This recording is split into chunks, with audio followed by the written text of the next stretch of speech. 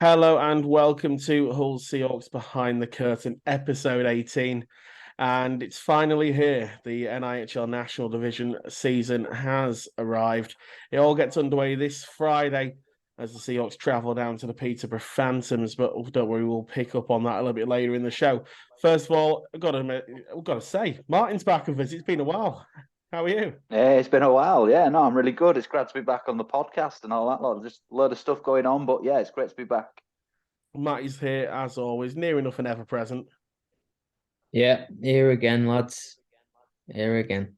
And pretty much making their podcast debut. I know, Chris, we had a very good chat on Zoom in May, but that was essentially the little pilot for this podcast. You are making your behind the curtain debut tonight.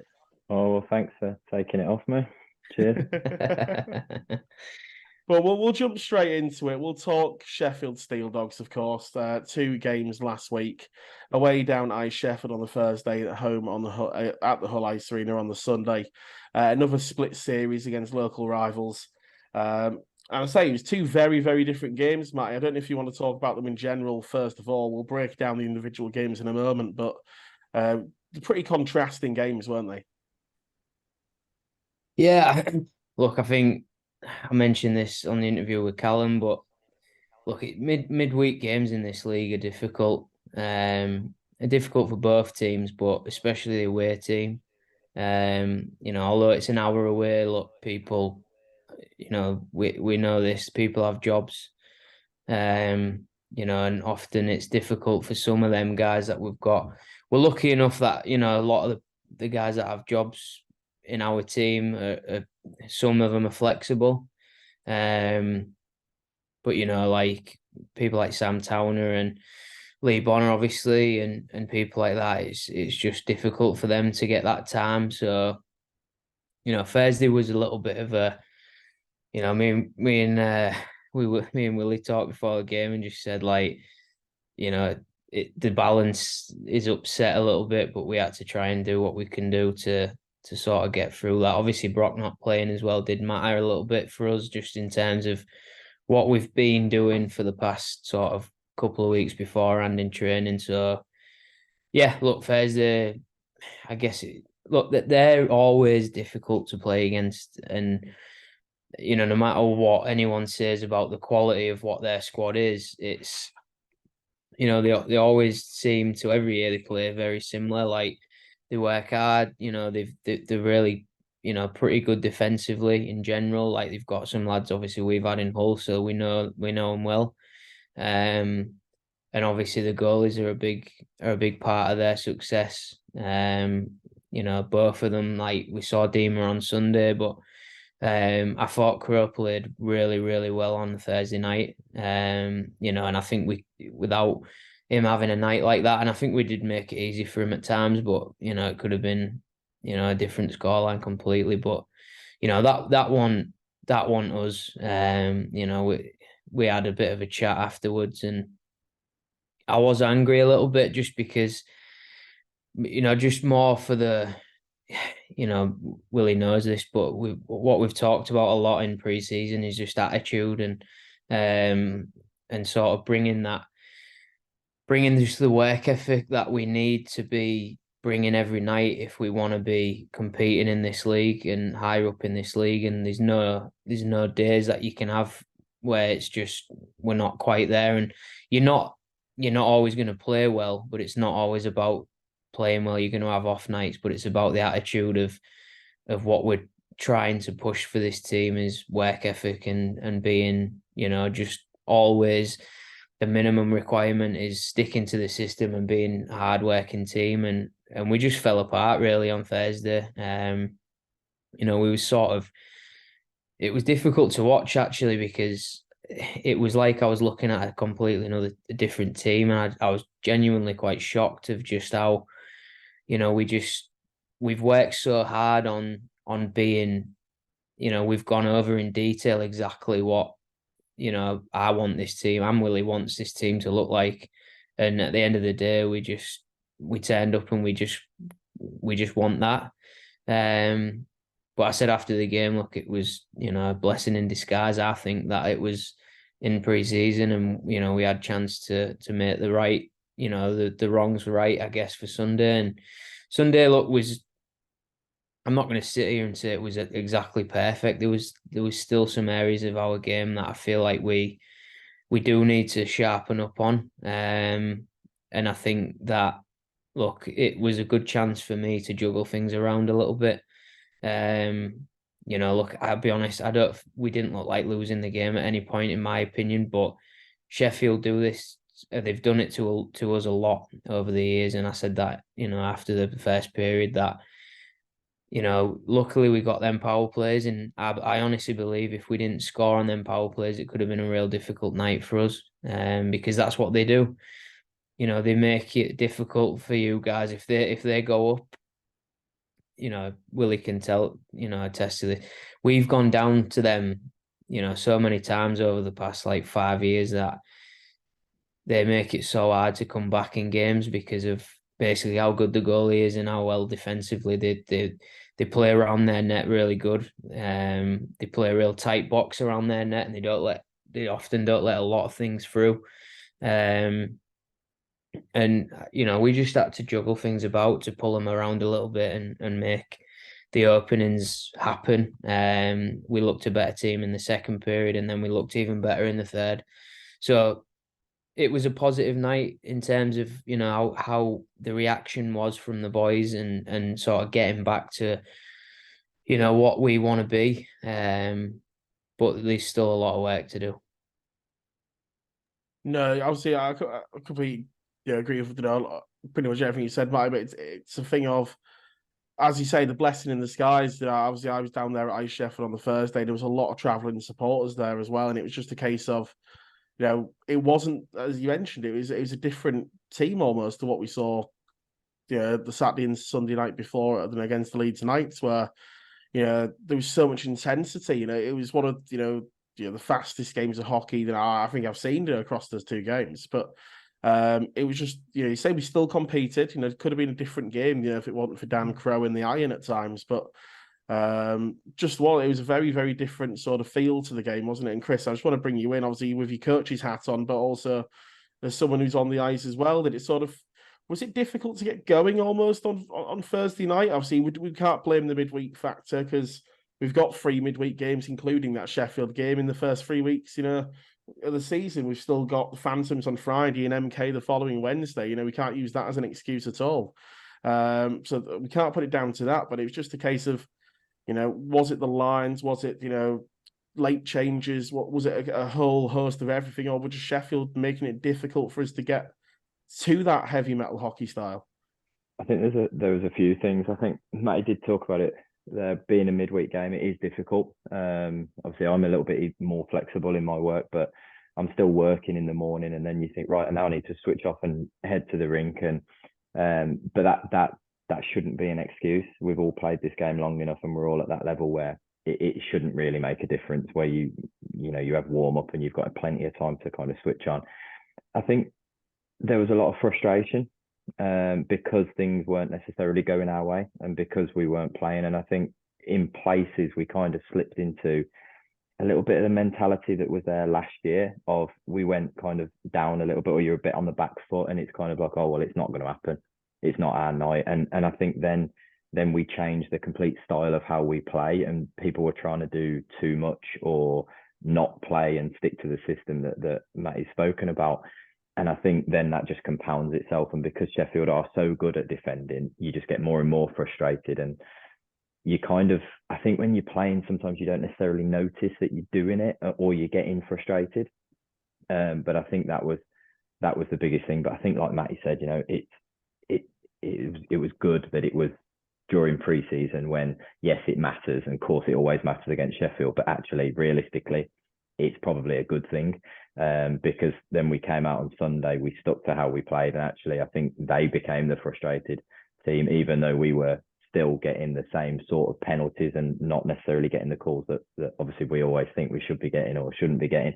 But because we were playing the way that we want to play, I think it then worked. And the power play, I think that 5-on-3 was 6 seconds or something it took. And I think it's a lot easier. And I think we need to get into the mindset of, just because we've gone 1 or 2 down, actually, it doesn't matter, because we've got the firepower this year. We've got the players in those different positions that we can just turn a game on its head if we play the right way. What we don't need to do is go all individual and solo and try and do everything yourself, because it doesn't work. No, I'd say I was 100%, and you say it's a different game on Sunday, 2-0 down. Obviously, because of my work, I was a little bit late down to the rink on Sunday. I got there just as that second goal for ourselves, from Bobby went in, and sort of tied it all up. I was sort of following on my phone thinking, I hope it's different, let's get that, let's get it all going again. And, as you say, the opportunity arises, we take them.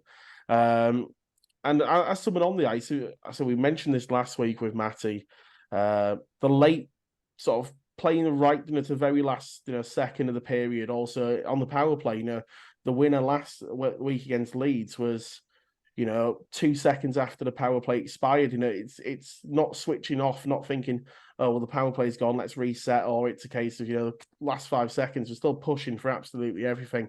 And it's been a feature of these 4 games that we're nicking really, really late goals or nicking stuff just after the power play, because that mentality is different, isn't it? Everything's been seen as an opportunity. Yeah, and I think you look at that top PP unit and even the second PP unit, it's pretty scary. Like what's there? It's so offensively talented. I think, if we can, we will be a force on the power play.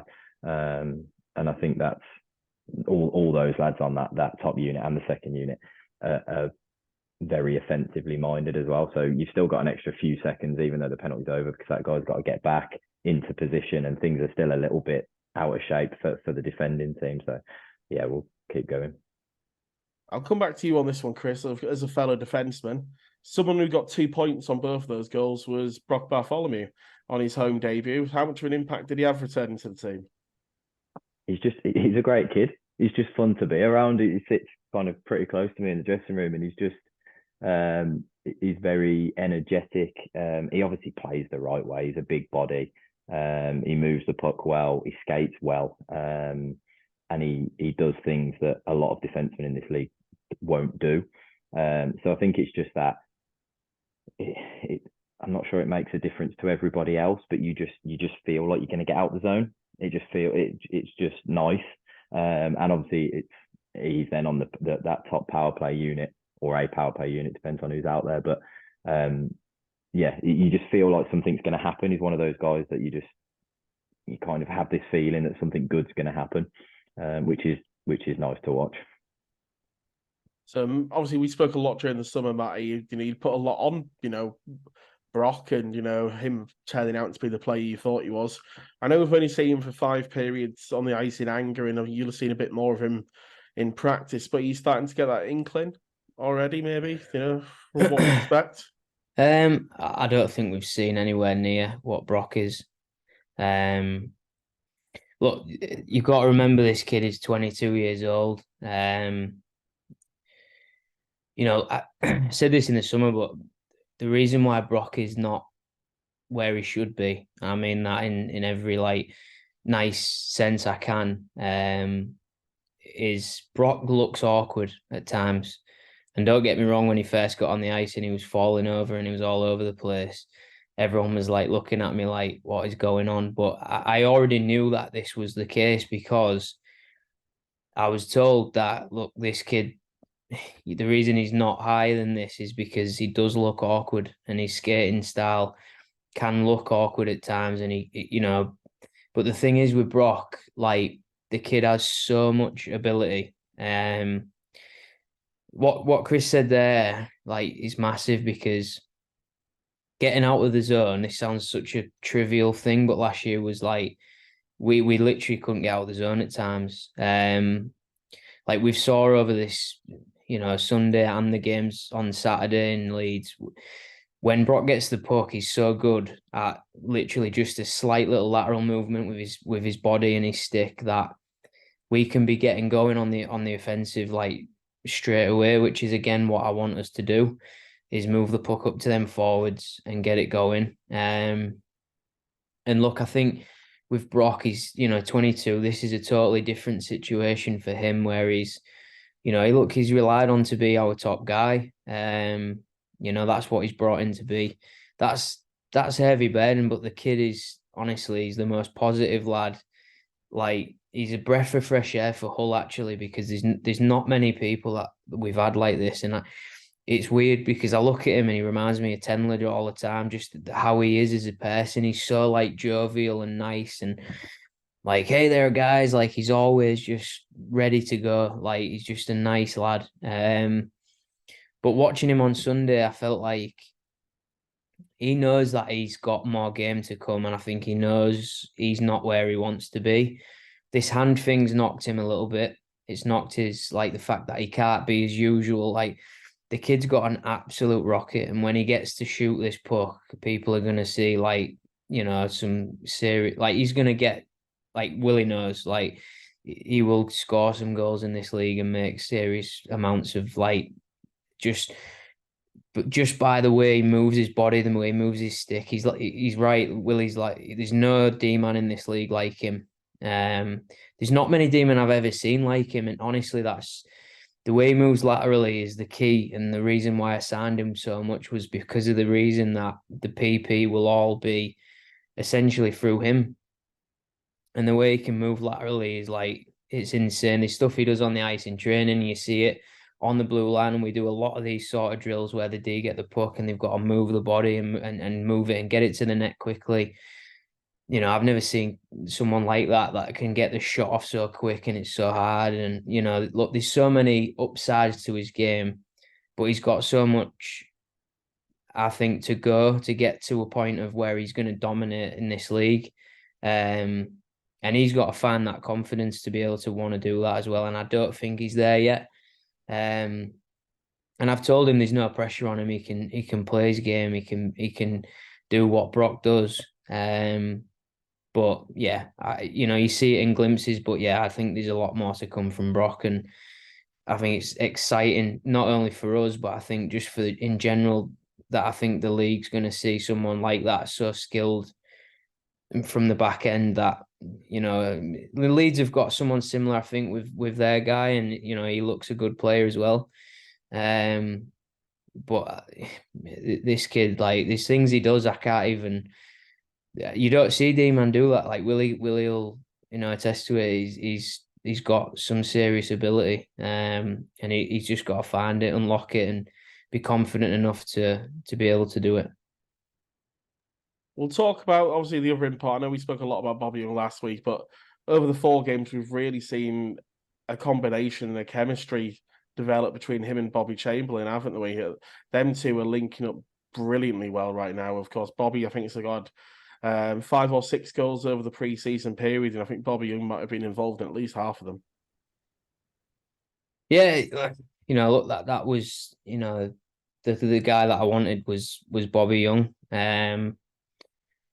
And again, similar in a sense to Brock. I think it's going to take Bobby just a few weeks of this real season to get into the swing of how much he's going to be relied on to play in the big minutes, in the big times, and we need him. Look, he's coming from his position in D1 there, where we spoke to him about this, 4 lines of really good players. You're not playing anywhere near the minutes that he's going to play here. And it's going to be a sort of acclimatization for this league, and it's hard. This league is difficult, and I think you can't underestimate how difficult of a slog it is. It is a real grind, and your number one sentiment is that's the guy who's gonna he's gonna lug it the most. He's got a lot on his shoulders in terms of how he has to play with the guys that he's playing with. I played with Bobby Chamberlain for years, and it's what you get is what you get from Bobby. But you've got to do work. You've got to do the work for him, because that's not Bobby's game. He's not going to skate all over the ice. He's not going to do that. But we've seen what Bobby is, and he'll score goals, and that's what he does. And look, Bobby have got to find that, like, chemistry, which I think they're finding now. which, when you get that sort of duo, it can be dangerous. And I think, that's what we need. We need, a duo like that, or, two duos like that. And, that's what can, catapult you. But Bobby's solid. He's great on draws, great kid, another great kid, like great in the room, just positive lad. Hard working, like really hard working, wants to do the stuff that people don't want to do. We've got enough, we've spoke about this, we've got enough of them sort of luxury offensive players, and I needed Bobby Young to not be that. And he's proven that he's got more to his game than just points and just scoring, which is good for us. Of course, and Chris, I'm just going to throw this one back to you. Of course, we've spoken a little bit about the imports there, but we've got such a depth of British talent as well in this team, and we've seen sort of the best of some of the guys starting to shine through already. But I wouldn't say there's a single player on the ice who over these 4 games has already hit their potential. There's so much more to come, isn't there? From we look all the way down. We've got at least the 3 full lines of forwards, and then depending on whether we've got Deck or Alex or Reese as well. To also put the name into the hat. Lee Pollitt's done some great work. Filling in for Brock across 2 and a bit games too. Everyone's been doing a tremendous job so far, but there's so much to look forward to. We're now considering at the point of recording this, we're about 72 hours from the season. Yeah, I think when we had the lines as we or as Matty kind of wanted them, I think even the third was dominating the other team's thirds, and I think that's a really important thing and something we just didn't have last year. So I think they'll be able to do damage as well. And you know what, Alex Kent on Thursday night, I thought was outstanding. Like he knows just what he needs to do, and he knows what he's not. And he just worked so hard and went to those areas where he will get rewarded. I know he didn't on Thursday. He had a couple of chances in and around the net, didn't he? Dan Crow getting a lucky leg on one, and one hitting off the edge of the right post as well. It was a fantastic performance. I think I had Mike Roddy, one of the coaches of the Hull Jets, asking how he got on. I was like, he was fantastic. He really was. Yeah, and then obviously Paul stepping back to play on D, which he'd spoken to Matty about, but he did a really good job just to slot in, because it is difficult, particularly at that point in the season. It is hard to kind of go from one to the other with no practice time or anything like that. So he did a great job as well, and he's again he just does what Matty asks of him, and that's from a coaching perspective, that's all you want. It's like, don't go rogue, don't try and do anything that you're not. Do as the system says. And I think so. Even Reese, when he got the couple of shifts that he did the weekend before, it was solid as well. I think that third line again were camped in Leeds' end, and then Sheffield's end for a little bit as well. And it's nice, it's exciting.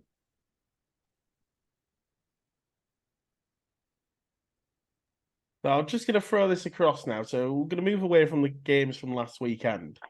One thing that fans have noticed, and I know, Martin, we've been looking at some of the pictures, haven't we? Sort of coming in, around the rink, seeing the professional photography that we've had done, but also just fans, because they're sharing it online. The rink looks great.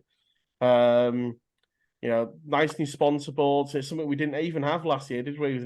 It just gives that little that crisper edge to the rink. There's the new VIP stand signs, is the brilliant welcome to the Hull Racket Seahawks sign on the gantry. Then, of course, to top it off, there's the new jerseys and D block for the retired jersey numbers as well. I know it's not something quite as important as some would say is what goes on the ice, but to the fans who are there week in, week out, and even to travelling supporters, we're really making the efforts off the ice as well, aren't we, to make this the club the commercial success it needs to be. Yeah, I think, since we came in, we've said, we want to do things right. And to me, it's making everything, sort of professional and making sure that we have a real, sort of footprint in the rink. Look, the barrier boards are a massive part of, the sponsorship side of it. You know, getting them names sort of out there when public are on and stuff like that. And you know, that they're just the start of them. You know, there's more that we want to put up there. Look, we're a little bit hampered about what we can do in the rink. Everyone knows that.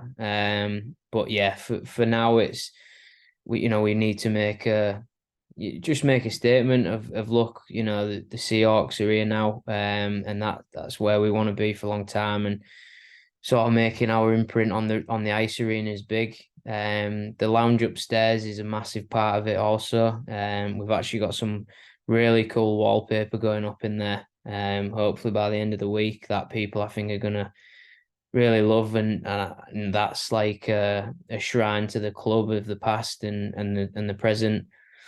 So look, yeah, all these things are, you know, like you say, some people might not be too bothered about them things, but look, I think it really matters to make a claim on the rink in terms of, look, you know, we are the top team in the rink, and you know, I believe personally that it needs to show that. And I've said this from day one, like the better that the Seahawks are doing in terms of commercially on the ice, the better that everyone else will do below us. And I personally think it really does need that top team. It needs to have a real imprint of the top team is there, and simply, you know, due to you want something to aspire to as a kid, and that's a massive part of it. And in terms of what we want to do is getting kids into the game with the whole schools program and trying to get people down to the rink, involved in the game.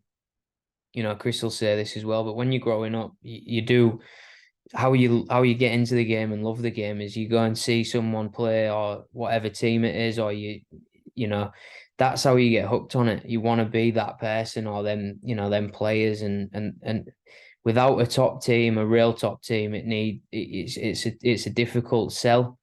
You know, and we've had several conversations about this as league owners that, look, I think if you actually look around the ice arenas in the country, you know, all them elite league teams that play in arenas, there's only a few that actually play in ice arenas that junior clubs are actually out, you know, based out of.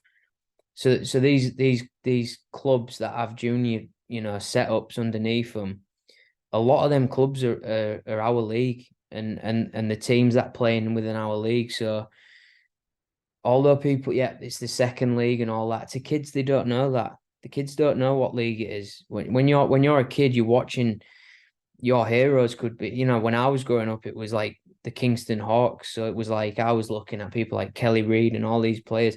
They weren't in the top league. It was a super league above them. I didn't know about that, and I didn't care. You know what I mean? It's plus, if you're from that city, it matters more. So you really want to be, you know, I want to be that whole player. I want to be Bobby Chamberlain. I want to be Chris Wilcox. There he is. But yeah, so God for help me, yeah, God help him, yeah. But you know, I've really I said this, you know, quite a lot that, you know, look, you go into this in detail, but the IHA, I don't think really do put as much of a precedent on our league as they should, and how important this league is, due to the fact that our league is played within a lot more junior setup rinks than the elite league is. So if we're talking about what's important here and trying to get kids into ice hockey, grassroots, etc., then for me, our league has to be pushed a lot more into the forefront as well in terms of, you know, the outlook of ice hockey in this country. A lot of it's the elite league, etc. But where are all our homegrown players playing? All these top players that are British, they're playing in this league. You know, young kids look at them lads, Bobby and Finn. They want to be them players, and that's for me is massive to grow the game, grow each individual clubs as well, because obviously more kids come in, they're going to come and watch us play. Their adults are coming, they're going to have to pay, and that's how you make a club a real sustainable business. So yeah, the whole thing with the rink, I've blabbed on there a little bit, but it all matters and it all fits with I've said this from day one, the branding is key for us. Commercially, but also sort of within the rink. And what we're saying is when you come into the rink, you should see Seahawks. There should be a huge sign outside the rink that says Home Hill Seahawks. And trust me, I'll get that done. Because it's a massive part of how you grow, like everything in the city, and in terms of the game, and getting people into the game and getting people to come and watch. And it has to come from the top. Everything comes from the top. The top trickles down in any walk of life. Never mind sport, but without Man United, there's no Man United academy. There's no grassroots Man United under 16s, under whatever there is. So no matter what people think, yeah, the kids are important, but it trickles down from the top, and the top should be seen as more of an important part of really growing the game. And that's where I think the disconnect is with the IHA.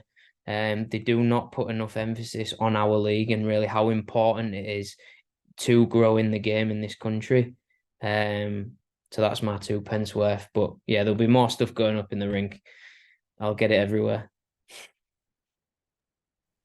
Oh, that's awesome. And I'd like agree with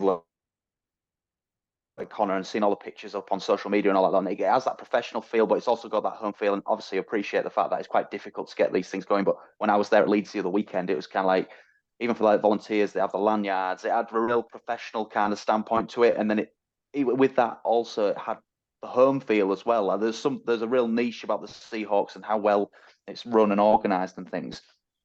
And it's really good. And like the schools program, obviously I work in a school, so it's kind of like, it's exciting. It's really good to get kids on board with something different. Some of the kids that I talked to didn't even know what hockey was. You know what I mean? It's kind of like, it's just one of those things. So you got to push it out there and really like sell it, because they love it. Like, I'm quite a novice to it myself, like you all know. And it's kind of like, as soon as Connor got me down, I was doing commentary, fall in love with it. It's so easily done. It's such a great sport. But I'm really excited about the league starting. I can't wait. You know what I mean? It's like, it's going to be great. So the next question, I'll throw it to you first, Chris, because obviously you'll be looking forward to getting on the ice and that. How excited are you about the actual league starting now that pre-season's done? This, that, and the other. You've done the hard work and stuff like that, and then just getting some league action and some cup action, getting on the ice. Yeah, very. I actually don't think, I think those pre-season games matter just as much, to be honest, because that's when you kind of you get a sense of who we're going to be and our identity. So yeah, they don't necessarily matter in terms of standings, but they absolutely do, because we're going into this season and people will have seen that we've beaten Leeds and we've beaten Sheffield. So now everyone's not, we're not who we were. I think from a playing perspective, yeah, those 4 games are important, because you're kind of not blowing the cobwebs off, because it doesn't really matter what shape you're in. Those first times you skate in a game are difficult, and you'll wake up the next day and your groins feel like they're pieces of paper. Not helped when it's 30 odd degrees and the ice is like sand. But so I think now we've had those 4 games and we have shown what we can do. And I think we've gone through that little bit, that Sheffield game, we've gone through that little bit of, not adversity, but we're a little bit short.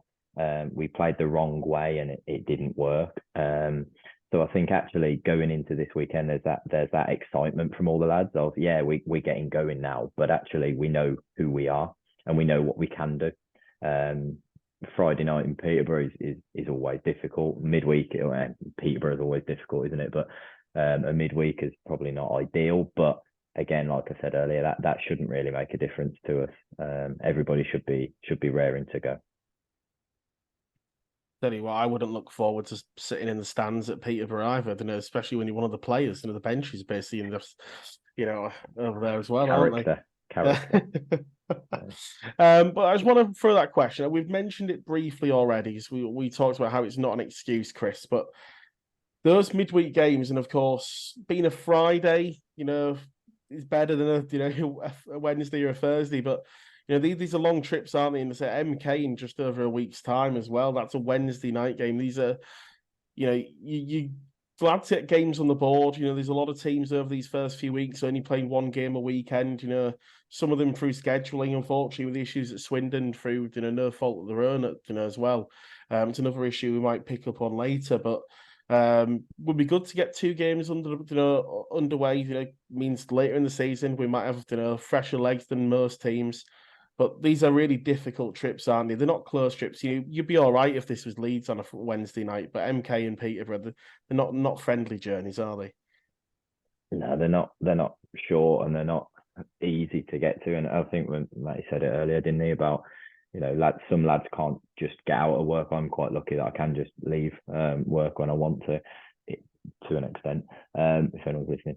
But it's not only it's tough when you've been at work as well mentally. I think it's tougher than it is physically. But I think so. Actually, having a longer trip might be of benefit because for me, I can get on the bus, watch a bit of Netflix or whatever, and then have a nap.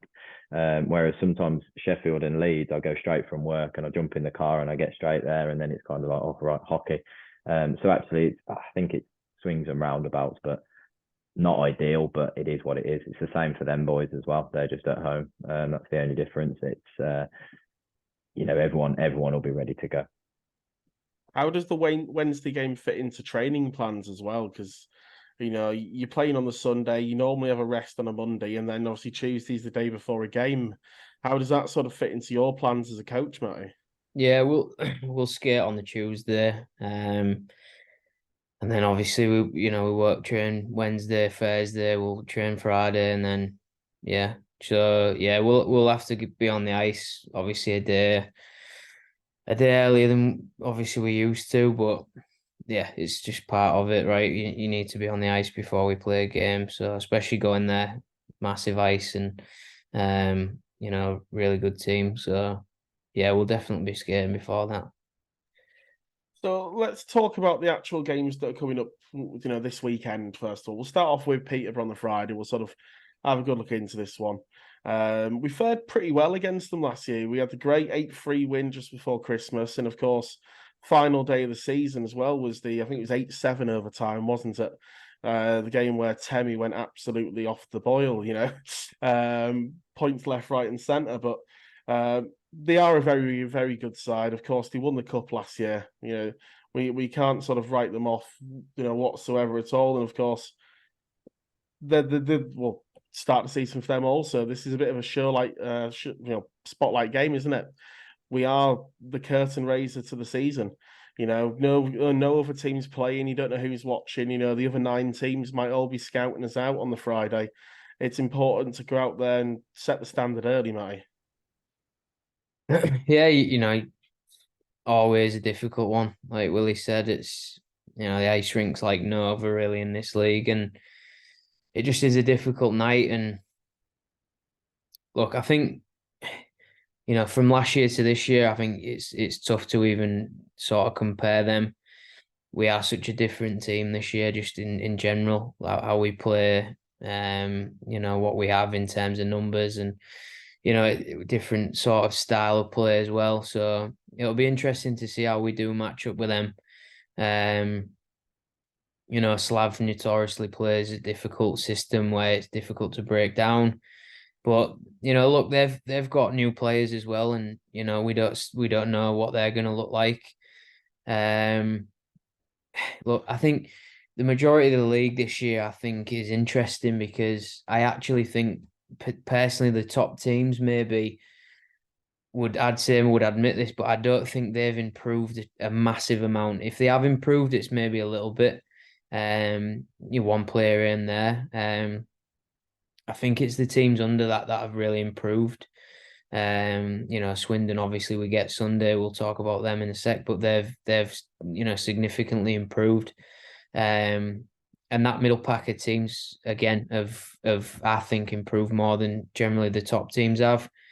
London look a good team this year as well. So look, there's gonna be challenges everywhere. I think every night's gonna be a different night. That's the beauty of this league, I think. And I like our chances there. I like our chances. We play a really aggressive style, and I don't think they're going to enjoy that too much. Even though it's in their rink, I think I see us winning that physical battle. And look, it is what it is. I think the lads are ready to go. I think it's it's exciting now that we're finally there, and we want to.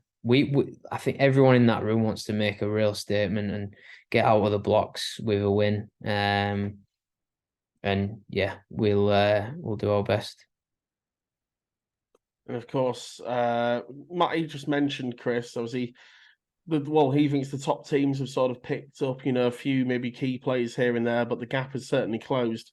One player of note that Peterborough picked up, I think this is the one that everyone's sort of talking about on their side. Luke Ferrara, of course, Great Britain at National, hometown kid as well, back at the Phantoms.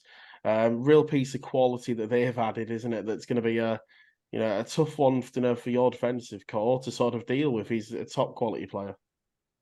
Yeah, I think it's not just the defensive core; it's the whole five that are out there as well, which the whole system. But I think like Matty said there, everyone seems to have got stronger. With the middle to bottom getting a lot stronger, and someone like Luke Ferrara dropping down is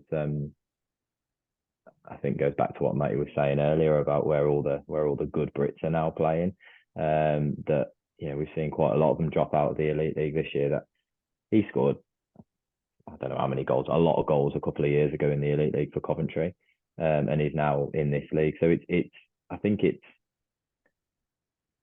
it's brilliant for our league because it is now a real showcase of British hockey, and I think adding the imports helped. Dependent upon who those imports are, but if you look at our imports, the quality of our imports, if they're the same across the league, that's going to be good. So it is a little bit of the unknown when you go into places like that. But equally, I think looking at rosters and you don't really know who's going to play like how, but I think we probably bolstered and benefited more so from off season than anybody else. Even adding Bobby Chamberlain, we all know what he can do. Lee Bonner, we all know what he can do, as well as top quality imports, as well as Danskin and Barry as well. So I think we, at the minute, I'm feeling like we benefited more, but the league overall is massively stronger, I think, which is nice. We'll move on to Sunday's game, and of course that's against the Swindon Wildcats, and it's a team that were very, very difficult to play against last year, of course. They had the great pair of, obviously, Nell and Malazinski, who would know each other so well. Of course, Malazinski was second top point scorer in the league across the season. They've added a bit more quality to their lineup as well. Someone who really lit up the league at times last year was Caleb Welly when he's at the Bison. He's now at Swindon. Gives them a scary top line. If we imagine that those three may play together. We'll talk about their team first of all before the circumstances around the game. Matty, how do you see them going? Of course, Aaron Nell being a play coach, how do you see that sort of going? Of course, there's a bit more quality in and around him as a forward this year. The one thing that I'd say, who knows what they're going to line up like? Luke Johnson, I think as well, is someone they've added. He's going to be playing as a D-man this year. He has done for Peterborough before. Still a few people not sure on that, but Swindon always seem to be very, very good offensively. Defensively, there's always a few questions. Do you see that maybe being the same this year, or is it a case of we see what turns up Sunday and we show them what Hull hockey's about this year? I think Swindon are, for me, they look the best team in the league right now. Just sort of from what I've seen and what they've added. I think, look, Aaron's not playing at the minute, so he's not going to be in the lineup for a few weeks. That's a massive miss for them.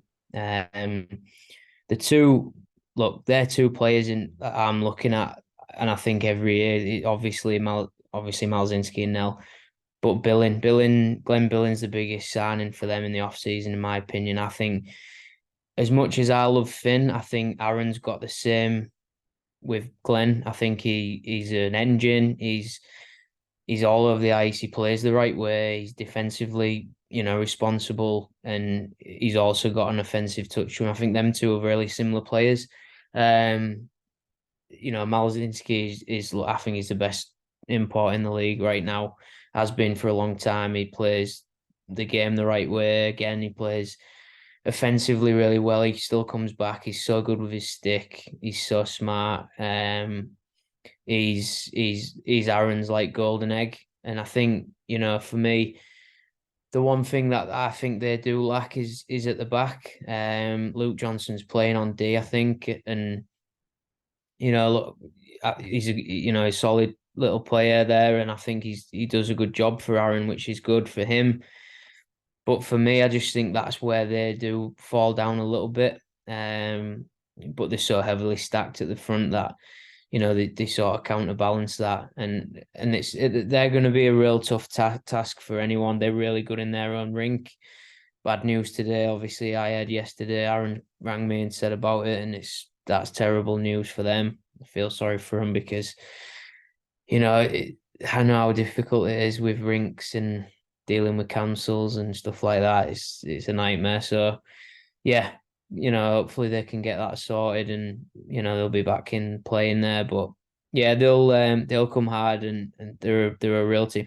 What they are is a professional team. They do things right. When you play against them, you feel like you're playing against men. They're not, they really do play hard, and they play the right way. But look, Chris said it, like we have benefited probably the most, I think, and I think, but that's all well and good. We have to prove it now in the league and show what we are. I think we can match up to Swindon, of course. I have to think that. But yeah, it's always a tough task. Every team in this league, there's no easy nights, and there won't be any easy nights. Some people will have off nights, of course, but generally, every team is difficult to play against, especially in their rinks. I think home teams in this league have a real advantage because of just purely down to A, travel, and B, just sort of the way everyone's rinks are. Obviously, there's a lot smaller rinks. MK play well on their big ice. But Swindon have notoriously just always done really well at home. Which is sort of what we are trying to, do the same thing here. We've always had good teams in Hull that play at home well. And even last year at times towards the end, we was really good at home as well. So yeah, I've said to the lads, this year we play hard at home, we don't lose. But it'll be a good game, mate. It'll be a good game to see a real team like Swindon that I think look on paper the best team in the league. So we'll see how we match up. Fortress Hull Ice Arena's got a nice little ring to it. Chris, I'll just come to you for this last one. Matty's mentioned, of course, the difficulties down with the rink in Swindon. They've had the issue a couple of weeks ago, losing some seats, of course. We're not going to go into the politics of pricing and all that sort of thing, but gives them a little bit of an issue, maybe not quite as loud with the home supporters, but the real issue has been this week, the weather. Rinks out of action for at least a couple of weeks, means their game against Sheffield on Saturday is postponed. How do you think that maybe affects the game? They'll obviously come in with fresher legs, but as a player, would you rather have sort of the routine of, obviously they're not going to be training on the home ice at the moment. They're going to have to find an alternative arrangements for training. Disruption, no game as expected on the Saturday, and then obviously the head to us on the Sunday. How, from a player's point of view, how would that maybe affect you? How do you see it affecting the game? I think it can go one of two ways, which is a real cop out of an answer, I appreciate. But I think you can either feel fresh on the Sunday because you've had a bit of a rest, potentially more towards the back end of the season. But at the start of the season, I think I'd probably want to be playing on the Saturday because then you get your legs and you don't lose that sort of rhythm that is what's so difficult to find in the preseason. I said it earlier, it doesn't matter how fit you are, that first session, like sometimes you just can't. I can't do anything at the best of times, but some lads that can normally do it can't do it anyway. So I think I would personally much rather be playing. And I think, but equally they've got something to prove as well. This isn't going to be a quick fix for them, I don't think, unfortunately. So I think it's something they're going to have to get used to. And Matt said it there, that they're such a professional team. I don't think that actually will notice anything different from them. It's not like they're going to turn up and roll over. It's just not going to happen. But what we need to do is, as you said there, make it as difficult as possible for anyone coming into our rink. to just, I think Tom Barry said it last week in the dressing room. He said he used to hate coming to Hull because he knew what he was going to get. Fans were going to get on him. You know, it was hard. It was heavy hitting hockey. People didn't want to be there, and we need to make our rink that again. And I think going back to the merch and things like that, when it, Martin, you said it there, with it feels like home, and it is. You're almost going into someone else's house, and it's not nice. So I think we need to make it that again. But I don't think, from Swindon's perspective, I don't think it will make too much difference. But I would much rather be playing on the Saturday. No, I think we've pretty much covered all bases for this week in the Hull Seahawks. Of course, we'll be back next week with episode 19, where we'll know the first two results from our opening two games of the NIHL National Division. Before we head off, I've just got to say, first of all, thanks very much, Chris, for joining us. Losing the podcast debut, of course. I'm sure we'll be seeing you again throughout the season. Matty, thank you very much, as always. Hopefully be able to catch you before the trip down to MK next week. And Martin, glad to have you back as always. I hope to see you on the gantry on Sunday. It's been great. Definitely. Yeah, can't wait. It's going to be great. Loves it, don't you, mate? You'll be there. Full matched up. I'll be there. Yeah. Oh, yeah. I'll bring me wallet as well. Don't worry. That'll be fine. I'll have some new stuff to add to the collection. You know what I mean? I was at work today at the university and I saw 3 different Seahawks bits of merch. Great sign. Come on. There we go. I saw a jersey and a hat down White Frigate last week. So we're getting across the town. That's exactly. We are spreading. But that's pretty much all we've got time for here on episode 18 of Across the Pond. Do make sure that you like, share, subscribe, and follow to the podcast on Spotify, Apple Podcasts, and make sure you're looking for the YouTube versions as well. Always good to see what's actually happening on your screens too. Thanks very much for joining us. Enjoy the rest of your week, and make sure you're down at the Hull Ice Arena for a 5:30 face-off against the Swindon Wildcats this coming Sunday.